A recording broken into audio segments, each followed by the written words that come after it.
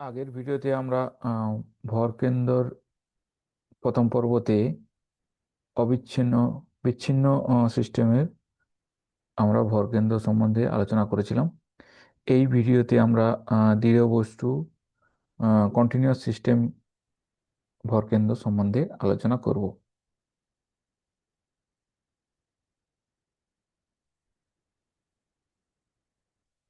তো প্রথমে আমরা জানব দৃঢ় বস্তু কি।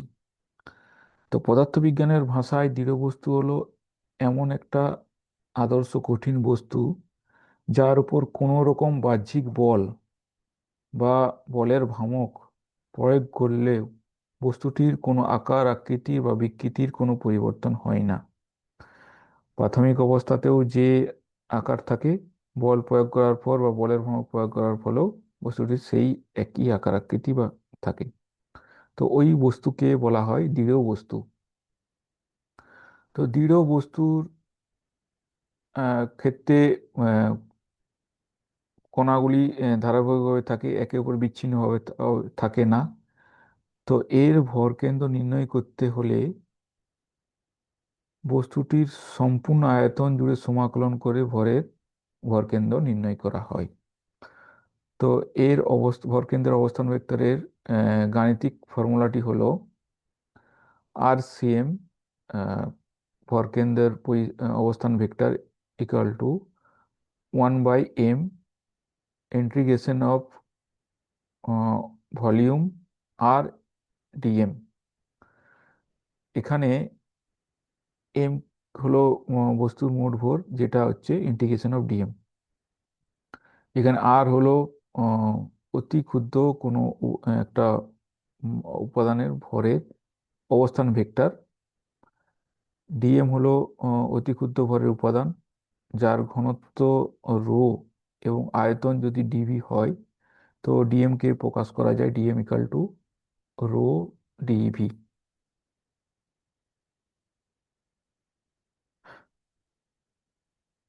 তো কার্তেজিয়ান স্থানাঙ্কের সাহায্যে এই কন্টিনিউয়াস বস্তু বা ধারাবাহিক বস্তু, দৃঢ় বস্তুর ক্ষেত্রে আহ, আহ, ভরকেন্দ্রের যে স্থানাঙ্কগুলো হবে সেগুলো হবে X CM equal to 1/m integration of V, মানে পুরো আয়তনের ক্ষেত্রে integration X rho DV. Similarly Y CM equal to for Y অ্যাক্সিসের জন্য, আর জেড সিএম জেড অ্যাক্সিসের জন্য। এইভাবে আমরা কোনো কন্টিনিউয়াস বস্তু বা ধারাবাহিক বস্তু বা কোনো ভরকেন্দ্র আমরা প্রকাশ করতে পারি।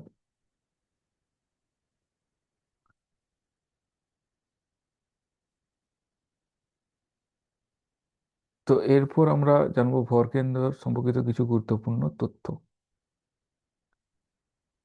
তো ফার্স্ট ওয়ান হলো ভরকেন্দ্র হলো ভরের একটা গড় অবস্থান।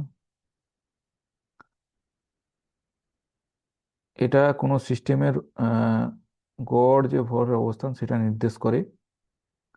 বেশি ভরযুক্ত কণাগুলির দিকে হচ্ছে ভরকেন্দ্রের অবস্থান প্রভাবিত হয়।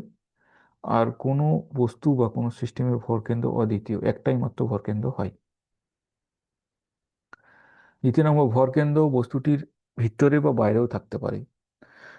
যদি কোনো সুষম বস্তু বা বন্টিত ঘন বস্তু হয়, সেক্ষেত্রে সাধারণত ভরকেন্দ্র বস্তুর ভিতরেই থাকে।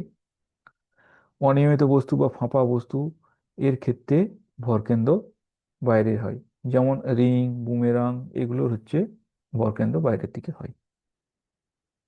কেন? ভরকেন্দ্রের গতি অভ্যন্তরীণ বল দ্বারা কোনোভাবে প্রভাবিত হয় না। কোনো সিস্টেমের মধ্যে যদি অভ্যন্তরীণ বল প্রয়োগ হয় বা কোনো কিছু গতি থাকে, তো সেক্ষেত্রে বস্তুর কণাগুলি বা বস্তুর ভরকেন্দ্রের কোনো পরিবর্তন হয় না। শুধুমাত্র বাহ্যিক বল দ্বারা ভরকেন্দ্রের গতিকে পরিবর্তন করা যায়। বাহ্যিক বল বা বাহ্যিক বলের ভ্রমক দিয়ে ভরকেন্দ্রের পরিবর্তন করা যায়।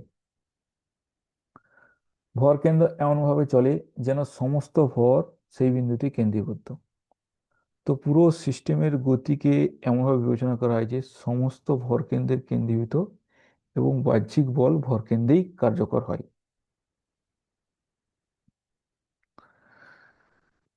তো কোনো বস্তু বা কোনো সিস্টেমের মোট ভরবেগকে হয় মোট ভর ইন্টু ভরকেন্দ্রের, যে বস্তুটি ভরকেন্দ্রের গতিবেগের গুণফলই হয়।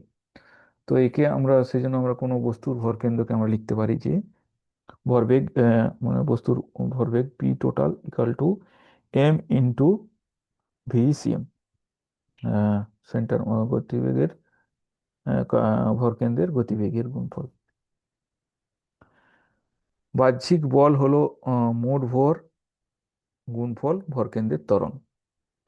তো F external equal to M into A CM. ভরকেন্দ্রের গতি ভরবেগ রক্ষক সূত্র মেনে চলে। যদি বাহ্যিক বল শূন্য হয় তো ভরকেন্দ্র স্থির বেগে চলবে। তাই বিস্ফোরণে ভরবেগ অপরিবর্তিত থাকে এবং সংঘর্ষে মোট ভরবেগ রক্ষা পায়। এখানে ভরবেগের কোনো পরিবর্তন হয় না। কঠিন বস্তুর ক্ষেত্রে ভরকেন্দ্র বস্তুর আপেক্ষিকভাবে স্থির থাকে। কঠিন বস্তুর কণাগুলির মধ্যে দূরত্ব ধ্রুবক। তাই কঠিন বস্তুর ভরকেন্দ্র অবস্থান সময়ের সাথে পরিবর্তিত হয় না, বস্তুর তুলনায় একই থাকে। জ্যামিতির সাহায্যে ভরকেন্দ্র সহজে নির্ণয় করা যায়। যেমন সুষম বস্তুর ভরকেন্দ্র জ্যামিতির সাহায্যে খুব সহজে নির্ণয় করা যায়। যেমন গোলকের ভরকেন্দ্র গোলকের কেন্দ্রেই থাকে। ঘনকের ভরকেন্দ্র জ্যামিতিক কেন্দ্রে। কোনো সিলিন্ডার বা চোঙের ভরকেন্দ্র তার অক্ষের মধ্যে হয়। রিংয়ের ভরকেন্দ্র রিংয়ের কেন্দ্রে হয়। এখানে কতগুলি বস্তুর ভরকেন্দ্র ছবিতে দেওয়া হলো।